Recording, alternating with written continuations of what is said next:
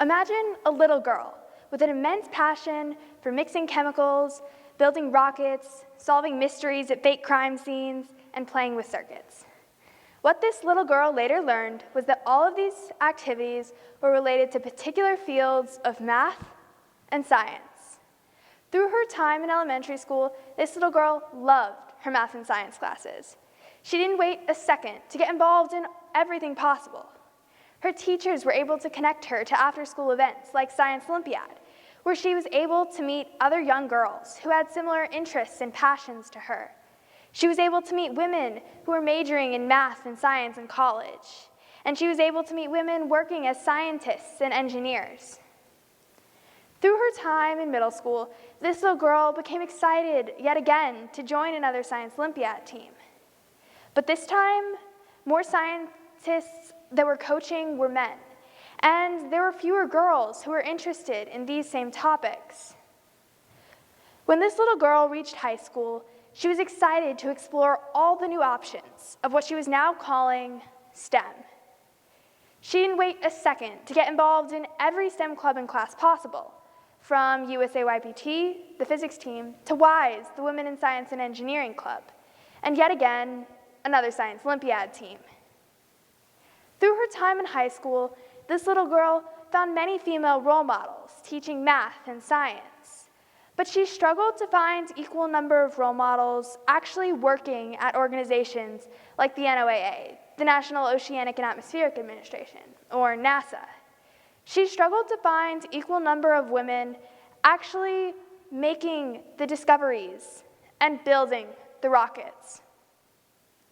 But nevertheless, she continued her search and continued to remain passionate about the things that mattered to her. She didn't care whether she was in a class of all boys learning about STEM. To her, all that mattered was the fact that she was able to be learning about STEM. This little girl was me. For as long as I can remember, I've always wanted to and will always want to major in STEM.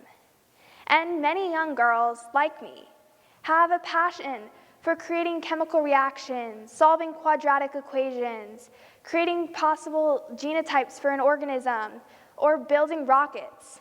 But when these same girls reach high school and college, they're commonly pushed away from STEM fields and majors. Still, our society holds the stereotype that electrical engineers, chemists, physicists, biologists, inventors, and mathematicians should be white men. Try it. If you go onto Google and type in the search bar, greatest inventors of all time, what comes up? Well, in the top 30, you will see 28 white men, 1 black man, and 1 white woman. We still have a lot of work to go if we want to reach equality for men and women in STEM. In a landmark study started in 1966, 5,000 elementary school students were asked to draw a scientist. When this study was started in 1966, the majority of the scientists drawn were male, wearing lab coats and goggles with crazy hair. But as this study was replicated in more recent years, the amount of female scientists drawn increased. In 2008, when a similar study was conducted, 44% of the drawn scientists were female, compared to 50 years ago, when only 0.6, not 6, 0.6% of the drawn scientists were female. That seems like a major increase, right? From less than 1% to 44%? Well, in reality, it was likely all girls drawing these female scientists, and men were likely to more draw male scientists. If we want to reach equality for women and men in STEM, we have to stop holding the stereotype that women should be teachers and men should be scientists, because it limits our aspirations. It often leads girls like me to think, maybe there's a reason why so few women and girls go into STEM. Maybe I shouldn't go into STEM either. Have you ever wondered about where you develop your interests? Why did you choose a particular career or a major in college? It's because of the people around you, your role models. According to a study conducted by Ruth Seeley and Val Singh, they concluded that role models, generally in most cases, are people who are similar to us, people who look like us. By definition, a role model is a person to be looked to as an example, to be imitated. But if girls and women don't see other women teaching advanced math and science courses, or working at big companies and offices in high-powered leadership positions, or see them on advertisements in social media, they have less desire to choose those careers themselves. Even for me, I can find it discouraging not knowing very many women who are working at these big companies and have high-profile executive positions. And part of the reason for this is only 28% of the people working in STEM are women. It can be hard for girls like me to find role models if there are so few women working in STEM.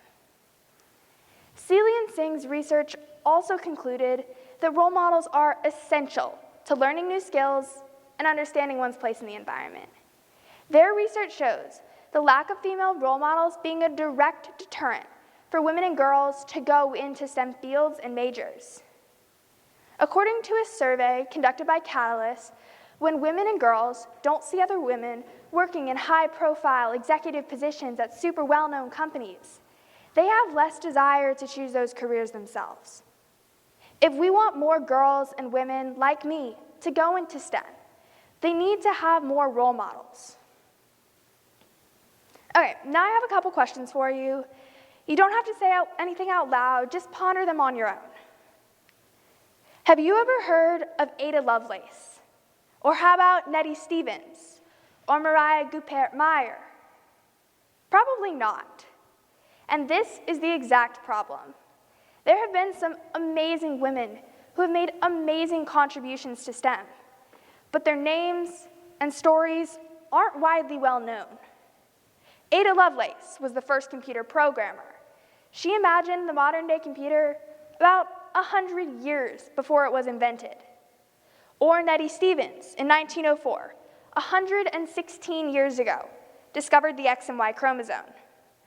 Or Mariah Goupert-Meyer, 72 years ago, discovered the nuclear shell of an atomic nucleus, an essential part in understanding the makeup of atoms.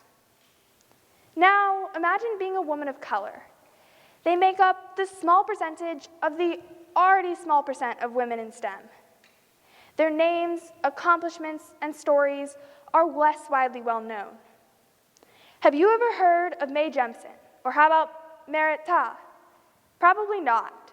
Probably even fewer of you have heard of these women. Mae Jemison was the first Black woman in space, in addition to being a leading engineer and physicist. And Merit Ta was one of the first recorded women to be practicing medicine in ancient Egypt.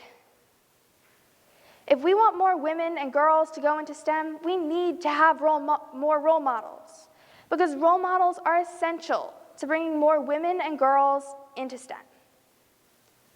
You might be thinking, so what? Why does this matter to me? I'm not a woman, or I'm not a woman of color, or maybe I am a woman, or maybe I am a woman of color, but I don't want to or didn't major in STEM. It's similar to coronavirus vaccine development. If we want to develop this vaccine quickly and efficiently, we need the best and the brightest in the field working together to develop the vaccine.